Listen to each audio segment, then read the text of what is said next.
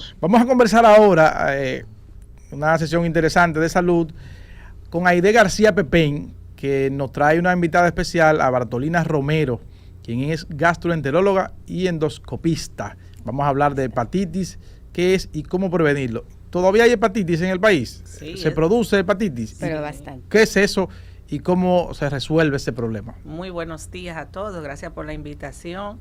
Hepatitis, todo lo que termina en itis en medicina es inflamación. Cuando hablamos de hepatitis obligatoria, y hepato es hígado. Entonces, vamos por etimología, hepatitis tiene que ver con la inflamación del hígado. Hay diferentes tipos de hepatitis. Vamos a centrarnos principalmente en las más comunes. Y es un problema tan extraordinario, tú que estás hablando de cantidades, que es incluso un problema de salud pública. O sea, hay vacunas específicas para los niños para la hepatitis. Y ya la doctora Bartolina Romero va a conversar más a fondo sobre esto. Buenos días, doctora Bartolina. Muy buenos días a todos. Un saludo muy especial a todos los radioescuchas de este programa. Bueno, saludos para usted. Mire, Ramón Luna está desde Londres, vía Zoom. Está aquí Samuel Guzmán. Y Alba Nelly la mandamos a darle cobertura al Clásico Mundial de Béisbol. Fresco. Wow. Sí. ¿Qué editora deportiva? Nos gastamos esa editora deportiva. No se ha podido conectar, porque no sé a qué hora terminó la rueda de prensa de anoche. Porque era una rueda de prensa, ¿verdad? Que Pero bien, vamos a entrar en materia. Entonces, buenos días, doctora Bartolina. Bueno, ya para entrar a lo que es el tema, luego de este saludo a los radioescuchas, la hepatitis no es más que una inflamación, es una enfermedad sistémica que actúa o afecta potencialmente al hígado. Esta puede ser por varias causas. Las principales son causas virales, dentro de la que tenemos la hepatitis A, hepatitis B, hepatitis C, hepatitis D, hepatitis E. Las más causas virales, quiere decir que por un virus. Por diferentes virus. Hay otros virus que pueden afectar el hígado, como el adenovirus, virus del herpes simple, etcétera, otros virus. Pero lo más frecuente son estos que ya mencionamos. ¿Cómo se contagia la gente? Va a depender el tipo de virus. Por ejemplo, el virus de la hepatitis A, esta se transmite a través de la contaminación fecal oral, es decir, por contaminación de alimentos, agua contaminada, manipulación de alimentos o cualquier objeto que esté contaminado de este virus. Tiene la característica este virus que es autolimitada, es decir, que no va a la cronicidad como la hepatitis B y la hepatitis C, que luego vamos a estar hablando.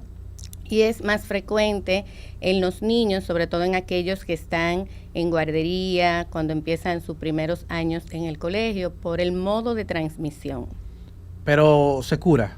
La hepatitis A no deja secuela, es decir, que el paciente puede tener esta enfermedad, muchas veces, la mayoría de veces asintomática, y solamente 1% de estos pacientes pueden hacer hepatitis aguda grave, fulminante. Eso es en el caso de la hepatitis A. Hepatitis A. Que usted dice que afecta principalmente a niños en niños edad escolar en edad y que están exactamente. Puede afectar a cualquier edad, pero más frecuente en esta edad. Y no deja secuela. Los niños que están en guarderías. Exactamente. No deja secuela, hay vacuna para este tipo de hepatitis. Y el paciente, luego de estar en contacto con este virus, va a crear una inmunidad. Es decir, que ya después que usted tiene el virus de la hepatitis A, estuvo en contacto con ya no le va a volver a dar hepatitis A. En el caso de la A. En el caso de la A. Pero sí es susceptible de contagiarse con la B, la C o cualquier otro. Exactamente, claro que sí. Ok. Y los niveles de prevalencia en el país y también de mortalidad. Es muy frecuente la hepatitis A esa edad que hemos mencionado, más del 90% de la población mundial, sobre todo en los países subdesarrollados donde hay poca higienización, donde no hay mucha salubridad, pueden los pacientes estar en contacto con este virus. La ventaja, 90%, dice usted. Exactamente, la ventaja que tiene este virus. Y si es asintomático, pudiera que la gente ni siquiera cuenta se dé. La mayoría de veces pasa desapercibida. ¿No conlleva tratamiento entonces? No conlleva tratamiento, el paciente se da cuenta la mayoría de veces, y por eso resalto este punto, porque muchas veces los pacientes llegan con una prueba de anti-HBA positiva a la consulta, IgG, y siempre llegan muy asustados o son referidos por otro especialista pensando que tienen un virus de la hepatitis A, y es simplemente una memoria que quedó en el organismo de que en algún momento usted estuvo en contacto con el virus de la hepatitis A. Entonces, la B. Entonces, el virus de la hepatitis B, sí, aquí tenemos que poner mucha atención, ya que el virus puede irse a la cronicidad. La mayoría de veces también pasa asintomático. De manera asintomática, las personas no se dan cuenta que tienen este virus y son un alto riesgo para, en el tiempo, el paciente desarrollar un cáncer hepático o cirrosis hepática. Y si es asintomática, ¿cómo la gente puede darse cuenta? Cuando produce síntomas, que ya es una hepatitis B aguda, entonces va a tener los síntomas que tienen todas las hepatitis, desde debilidad general, malestar general, dolor abdominal, fiebre, ictericia, que no es más que el color amarillo en la piel y en los ojos, que es donde mayormente las personas se dan cuenta, el color amarillo u oscuro de la orina, que es lo que llamamos coluria, va a llamar la atención en cualquier tipo de hepatitis, ya sea hepatitis A, que cuando es aguda va a presentar esos síntomas, hepatitis B, hepatitis C, pero la hepatitis C también tiene esa característica de que pasa mayormente desapercibida, y las personas van a darse cuenta que han cursado con este virus cuando se hacen pruebas para otras situaciones. Por ejemplo, se van a realizar una cirugía, van al médico por otra condición, se les realizan estos estudios y las personas se dan cuenta que están cursando con un virus de hepatitis B que ya se ha ido a la cronicidad, o un virus de hepatitis C. ¿La forma de contagio igual que la A? No, ahí está la gran diferencia. La hepatitis A se transmite, como dijimos anteriormente, por contaminación, es decir, fecal oral. La hepatitis B se va a transmitir por transmisión sexual, que es la principal causa, transfusión sanguínea, transmisión vertical. Transmisión vertical cuando es la madre al hijo, o de manera horizontal de un niño a otro por aruñazos, porque la sangre de una persona contagiada está en contacto con la otra persona. Igual por las secreciones de semen, todo lo que esté en contacto con la mucosa y alguien esté contagiado puede transmitir la enfermedad, ya que es altamente contagiosa. Por ejemplo, algo que esté contagiado del virus de la hepatitis B, como por ejemplo un corta uña, jeringa, pero vamos a decir lo más común, ¿verdad? Personas que se hacen pedicuri, manicuri, que usan instrumentos de otra persona. En la barbería también. Exactamente. Los instrumentos odontológicos, es importante que tengan la esterilización adecuada. Igual, por eso no es correcto que una persona use las cosas personales, instrumentos personales cortantes de otra persona, como corta uña y equipos o instrumentales de belleza. Es bueno también recordar que hace alrededor de un mes y algo se denunció en las redes y en la prensa el uso de jeringas en los hospitales. Ay, sí, reutilización. Pero luego eso se desmintió. bueno. Sí, eso se desmintió. Yo creo que porque eso a nadie se le puede ocurrir a rehusar una jeringa. Yo creo que ya en estos tiempos es insólito. Bueno, porque además eso es lo más barato del negocio. Salió supuestamente en zona norte del Cibao. Lo que puede ocurrir la reutilización de jeringuilla ya en personas adictas. Exactamente, también. Eso era una de lo que iba. Pero si pasa esta reutilización, ¿qué sucede? No, lo mismo que está comentando la hay un alto Bertolino, riesgo de transmisión de enfermedades, VIH, hepatitis de cualquier B, enfermedad, hepatitis C, de muchísimas enfermedades. O sea que esto a esta altura de juego. Entonces, pero sí, en los pacientes adictos que rehusan las jeringuillas, es un alto riesgo de este tipo de enfermedades. ¿Cuál es la variante de hepatitis más riesgosa para un ser humano? Hasta el momento la de la hepatitis B, ya que la hepatitis C hay tratamiento que eliminan el virus en más de un 95-98%. No así el caso de la hepatitis B, que todavía no se tiene un tratamiento definido debido a la característica del virus.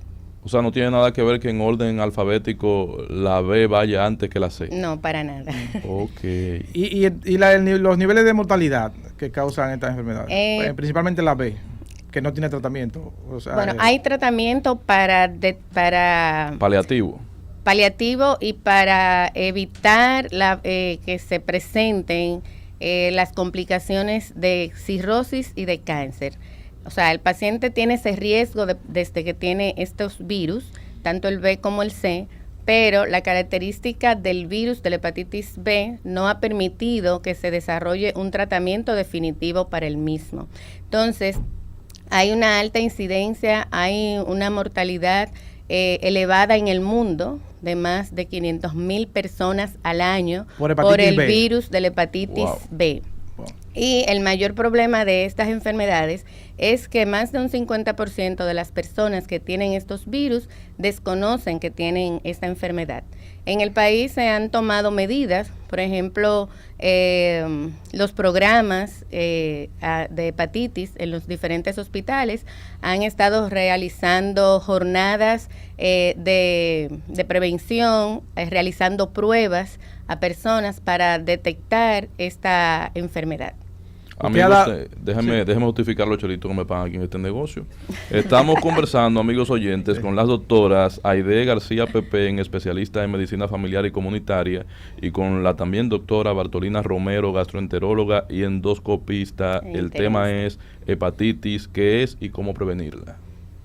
Adelante, don Wilkin. No, usted ha dado algunos datos, eso es radio. Eso lo mandan, porque él estaba hablando aquí de la escuela de locución, Otto Rivera, y eso mandan a hacerlo en la escuela de locución.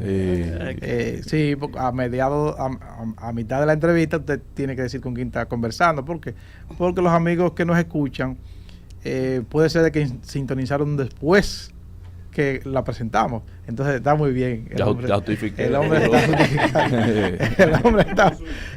vino con el librito de Otto Rivera. Pero bien, le he preguntado, usted ha ofrecido cifras del nivel mundial. ¿Hay cifras de la República Dominicana? Nosotros siempre carecemos de cifras importantes, tenemos su registro y cosas así. ¿Cuál es el nivel de prevalencia aquí de la enfermedad, de la hepatitis B principalmente? Aquí se tienen registro en las diferentes escuelas, en los diferentes programas, porque las escuelas como la del Hospital Moscoso Puello, Padre Villini, Centro de Gastroenterología, tratan de hacer gestiones, tratan de hacer medidas, de tomar medidas para la prevención y disminución de los casos de hepatitis B y hepatitis C. La Organización Mundial de la Salud tiene como meta que para el 2030 ya se haya erradicado el virus de la hepatitis C. Y vamos a buen ritmo. Pero lamentablemente en nuestro país no se lleva ese ritmo debido a que hay limitaciones en los programas de tratamiento, ya que esta enfermedad entra en lo que son las enfermedades de alto costo. El tratamiento del virus de la hepatitis C sobre todo. Como le dije anteriormente, no hay un tratamiento definitivo para el virus de la hepatitis B.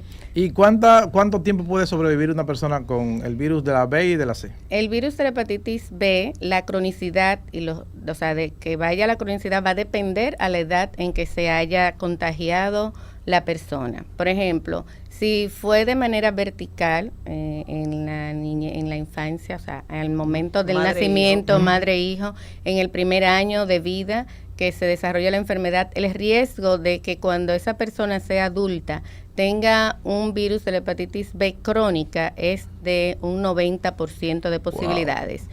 Si es ya en la infancia, de 1 año a 5 años, la posibilidad es de un 50%, 50-80% de posibilidades de que tenga un virus de la hepatitis B, pero si esa persona se contagia ya en la adultez, el riesgo de que tenga el virus, de que desarrolle cronicidad, es de aproximadamente un 30%, un 5 a un 10% solamente. O sea que la diferencia está en el momento donde el paciente se contagia y al momento en que se hace el diagnóstico de la enfermedad. Esta enfermedad ¿Tiene cobertura en la cartera de seguro? Sí, ya se logró de que la hepatitis C entre a alto costo. No tengo la información de si los pacientes están recibiendo todos, porque la lista es amplia.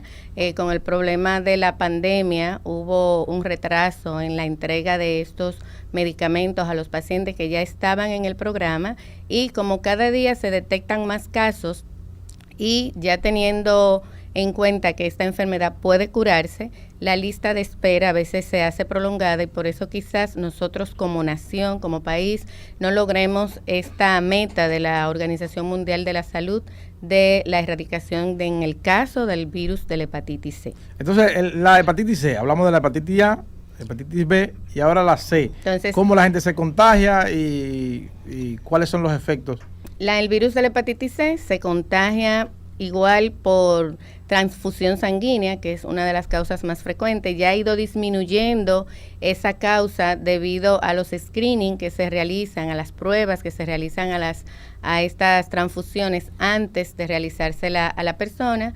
Igual se puede contagiar por transmisión sexual, por objetos contaminados que estén en contacto con la persona, o sea, la persona esté en contacto con algún objeto que esté contaminado de este virus. Tiene la característica de que es prácticamente asintomática, es decir, no produce síntomas, no hace una hepatitis aguda, como por ejemplo la hepatitis A, que como dijimos al principio, la mayoría pueden pasar desapercibida, pero igual la hepatitis C es la que con mayor frecuencia produce hepatitis aguda. O sea, la mayoría de veces el paciente se va a la cronicidad. El estado agudo y el estado crónico, ¿qué la gente experimenta? ¿Qué la gente experimenta en un estado u otro? En el virus, en una hepatitis aguda, en una hepatitis aguda, independientemente el virus que la esté produciendo, el paciente va a tener síntomas floridos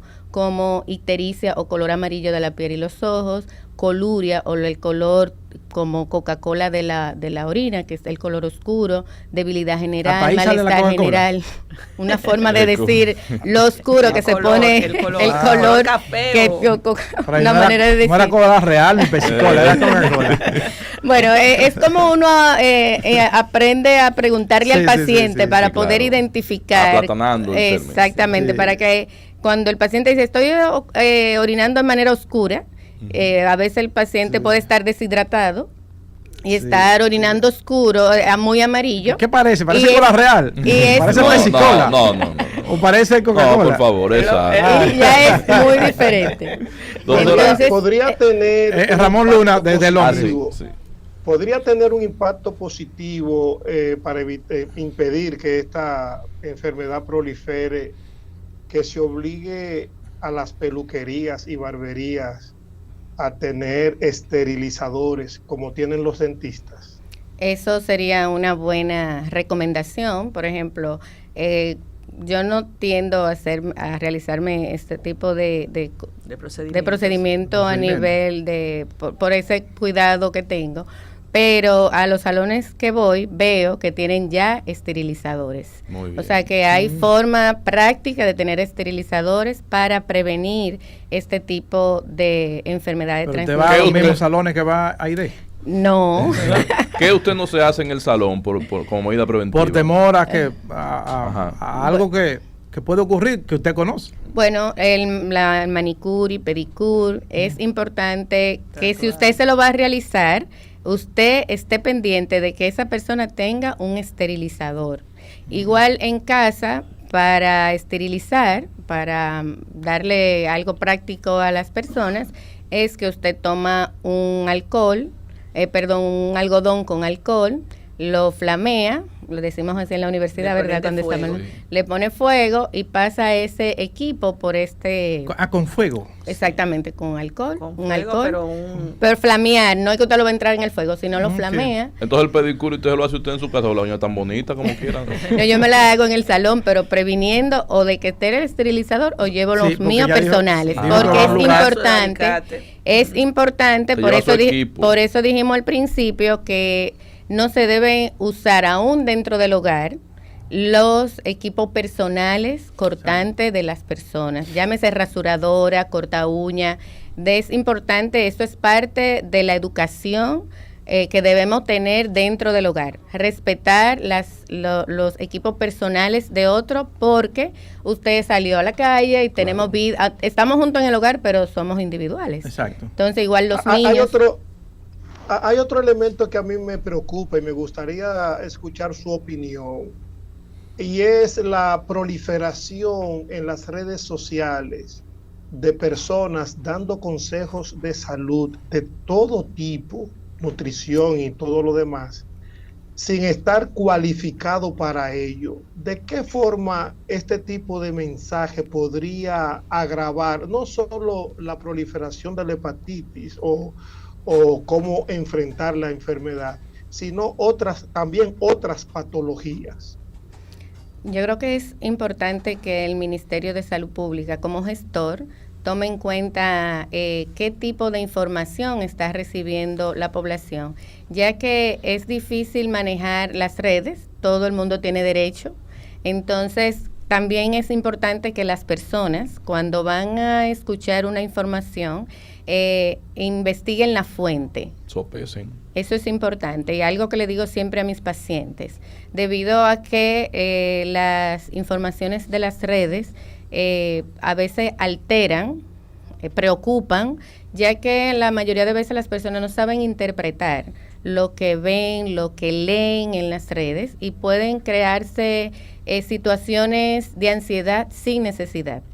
Bien. Entonces, con relación a la pregunta, creo que con nosotros no está en nuestras manos, pero sí es responsabilidad de quien busca información en las redes, ver cuál es la fuente y cuál cualificada está la persona que está dando la información. Agradecemos a la doctora Aide García Pepén y a la doctora Bartolina Romero por habernos acompañado. Rosa nos pide unas recomendaciones finales. Eso es importante, que lo hagan resumido para que podamos ponerlo en las redes sociales. Bueno, algo importante para prevención de todos los tipos de hepatitis, vamos a hablar de las más preocupantes, de las que sí pueden crear complicaciones en los pacientes, como la hepatitis B y la hepatitis C. Una relación sexual segura, con protección, evitar usar esos instrumentos de otras personas. Si usted va a tener una transfusión o un familiar, esté seguro de que se le hayan hecho los screening del lugar, y saber que hay vacuna para hepatitis B. Usted, toda madre embarazada, debe percatarse de que su niño se vacune en las primeras 24 horas después del nacimiento, sobre todo aquella madre que ha sido diagnosticada o que se le ha hecho un análisis que tiene un HbCAg positivo, para prevención de que este niño pueda desarrollar hepatitis B crónica. ¿Cómo se comunican con la doctora Aide y con la doctora Bartolina? Para finalizar. A nivel público, yo estoy en Villa Juana y con la doctora Bartolina. Bueno, estamos a las órdenes en el 829-447-5797, ese es el móvil. En el Centro Médico Universal, 809-594-6161. Ahí estamos lunes, miércoles y viernes a partir de las 3:30. Y en el Centro Médico Dominico Cubano, martes y jueves a partir de las 10:30 de nosotros ahí, el cubano. ¿Iba a decir algo más? Sí, iba a comentar algo. Es importantísimo, como dijo la doctora Bartolina, el evitar consumir comidas de cucharas y cubiertos, sobre todo en restaurantes, darle la comida a los niños después que tú la sopeteas, como dices, para evitar la hepatitis A. No solamente las transfusiones y los objetos en barbería, también el tatuado, que las personas ahora mismo se están haciendo con cierta regularidad, y sobre todo vacunas. A recordar que el plan básico no cubre esto, que es una enfermedad de alto costo y que debe de ser evaluado por los especialistas. Bien,